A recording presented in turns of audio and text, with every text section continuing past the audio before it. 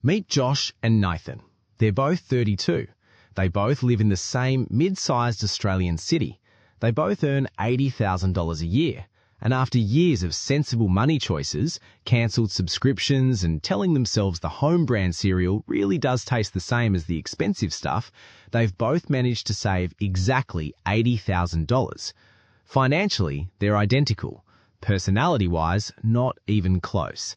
Josh likes stability. He wants a place that's permanently his, a shed for tools he may never actually use, a backyard he'll become weirdly protective of, and the freedom to knock down a wall if he feels like it.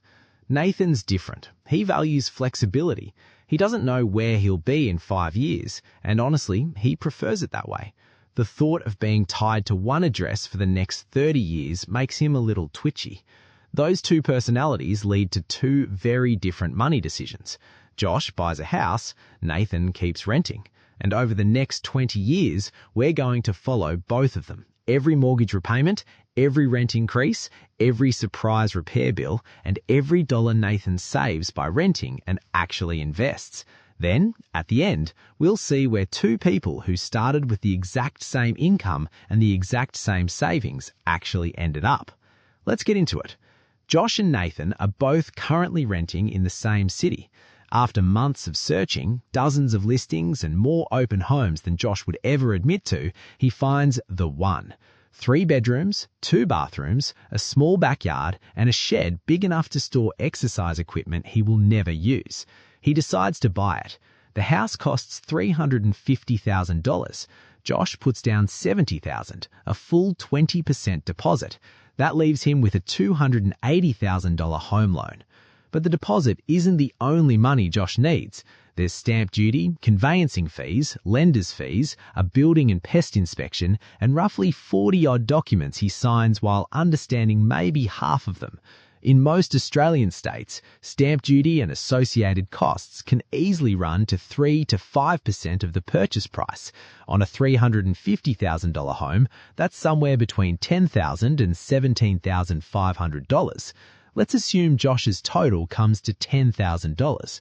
So before he's even moved a single box, Josh has put his entire $80,000 into this house. $70,000 for the deposit, $10,000 in stamp duty and fees.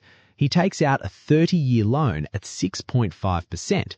His monthly principal and interest repayment lands at about $1,770. But that's not the whole story. On top of the mortgage, there's roughly $230 a month in council rates, $150 in building insurance, and Josh sets aside another $290 a month for maintenance, about 1% of the home's value a year. All up, Josh's monthly housing cost sits at roughly $2,440.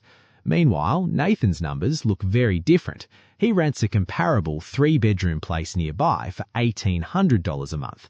No council rates, no insurance, and if the hot water system decides to give up on life, that's the landlord's problem, not his. That leaves Nathan with an extra $640 a month. For a hot second, that money starts looking suspiciously like a trip to Bali, but Nathan resists. Instead, he takes the $80,000 he didn't spend on a house and puts it straight into a low-cost index fund tracking the broader share market. From that point on, every dollar he saves by renting goes straight into the same investment. Now, this is usually the bid where someone chimes in with, yeah, but Nathan's throwing $1,800 a month away on rent. At least Josh is building equity. Technically, that's true, but here's the catch. Especially in the early years, Josh's equity builds painfully slowly. In his very first month, Josh pays about $1,517 in interest alone, plus $230 in rates, $150 in insurance, and $290 set aside for maintenance. All up, Josh's monthly housing cost sits at roughly $2,440. Meanwhile, Nathan pays $1,800 in rent.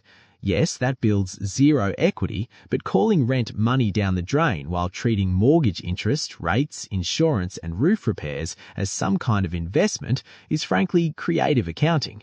Fast forward 3 years, Josh is 42. His home, appreciating roughly 3.5% a year, is now worth somewhere around $388,000.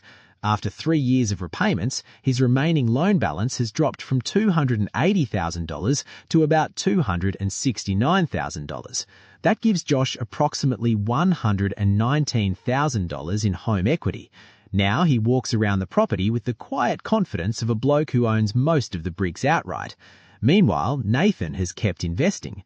At 9% average annual return, his original $80,000 alone is now worth close to $189,000. Add in the monthly top-ups from his rent savings, and Nathan's total portfolio sits at roughly $228,000. So after 3 years, it's surprisingly close. Josh has built solid home equity. Nathan has built a solid investment portfolio. Josh can paint the living room whatever colour he likes. Nathan can move next month if he wants to. But as the years roll on, the costs on both sides start shifting. Josh's principal and interest repayment stays fixed, but his total cost of owning the home doesn't. As the property's value climbs, council rates climb with it. Insurance premiums creep up, and as the house ages, the repair bills start getting more ambitious. Nathan, meanwhile, has a growing expense of his own: rent. He starts at $1,800 a month, but each year it ticks up a little. $1,800 becomes $1,854, then around $1,910. Apparently, his landlord is also a big believer in compound growth. With rent rising roughly 3% a year, the $640 monthly advantage Nathan started with slowly starts to shrink. This is where time begins working in Josh's favour. His principal and interest repayment stays locked in place, while Nathan's rent keeps climbing. But Nathan still has one major thing going for him: opportunity cost. That original $80,000 sitting in the market this whole time has serious compounding potential over 2 decades. That doesn't mean Josh made a mistake. His money went into a house that's also appreciating and building equity, but that $80,000 had an alternative use, and any honest comparison has to count it. Let's jump to year 10. Josh is 42. His home, appreciating roughly 3.5% a year, is now worth somewhere around $494,000. After 10 years of repayments, his remaining loan balance is about $235,000. That leaves Josh with roughly $259,000 in home equity. Now he walks around the property with the quiet confidence of a bloke who owns most of the bricks outright. Meanwhile, Nathan has kept investing. At 9% average annual return, his original $80,000 alone is now worth close to $189,000. Add in the monthly top-ups from his rent savings, and Nathan's total portfolio sits at roughly $285,000. So after 10 years, Nathan is still ahead on paper wealth, but something important has changed. His rent isn't $1,800 anymore. After a decade of 3% annual increases, it's closing in on $2,420 a month. Josh's principal and interest repayment, still $1,770. Now let's go to year 20. Josh and Nathan are both 52. Josh's home, still appreciating around 3.5% a year, is now worth roughly $697,000. His mortgage balance has fallen to about $146,000, leaving him with roughly $551,000 in home equity. Nathan's portfolio has also been compounding for 2 full decades. His original $80,000 alone at 9% average annual return is now worth roughly $448,000. Add in the monthly top-ups from his rent savings, and Nathan's total portfolio sits at roughly $720,000. So on pure net worth, after 20 years, Nathan comes out slightly ahead, but their wealth looks completely different. Nathan's is easy to access. Sell some units, transfer the cash. Josh can't exactly sell off 8% of the kitchen, not without some very awkward questions from future buyers. And Nathan still has one cost that never disappears: rent. After 20 years of 3% annual rises, his original $1,800 rent is now sitting around $3,250 a month. Josh, on the other hand, has only 10 years left on his loan, and after that, his housing cost drops dramatically. But Nathan's result comes with one big condition. He actually had to invest the difference every single month for 2 decades. When the market's up, you invest. When it drops 20% and finance news declares the end of capitalism for the fourth time that decade, you still invest. The spreadsheet assumes discipline. Real humans often have other plans. That saved money becomes a nicer car, a couple of overseas trips, a slightly more expensive lifestyle, and 10 years later, the portfolio that looked fantastic on paper never actually made it off the paper. A mortgage, on the other hand, creates a kind of forced saving. Josh doesn't get to decide each month whether he feels like building equity. The bank's already made that decision for him. Behaviorally, that matters a lot. But buying has its own weaknesses too. Time. If Josh had sold after just 3 years, stamp duty going in, agent's fees coming out, and those interest-heavy early repayments could easily have wiped out most of his gains. Buying generally needs time to work in your favor. Mobility. Say both blokes get a great job offer interstate a few years in. Nathan's decision is simple. Give notice, pack up, go. Josh has to decide whether to sell, wear the selling costs, or rent the place out and become a landlord from another state, hoping the tenant covers the mortgage. Concentration risk. Nathan owns a diversified slice of the entire share market. Josh owns one house on one street in one suburb. If that suburb booms, great. If the local economy tanks, Josh can't exactly rebalance by selling the upstairs bathroom. Liquidity. If Nathan needs $20,000 tomorrow, he sells part of his portfolio. If Josh needs $20,000, he's refinancing, borrowing against equity, or selling the house outright. Home equity is wealth. It's just not particularly spendable wealth. So, buy or rent, which one actually wins? Honestly, it depends.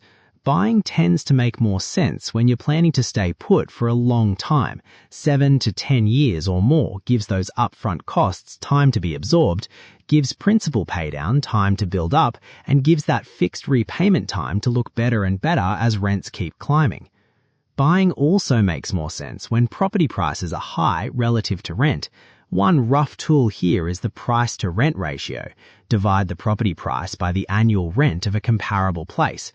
Take our example, $350,000 divided by $21,600 a year in rent gives a ratio of about 16. As that number climbs, particularly above 20, renting tends to become the more competitive option. It's just a rough guide though. Interest rates, insurance, rates, and expected investment returns still matter heaps. Renting makes more sense when property prices are high relative to rent, when flexibility genuinely matters to your life, and this is the big one, when the renter actually follows through and invests the difference.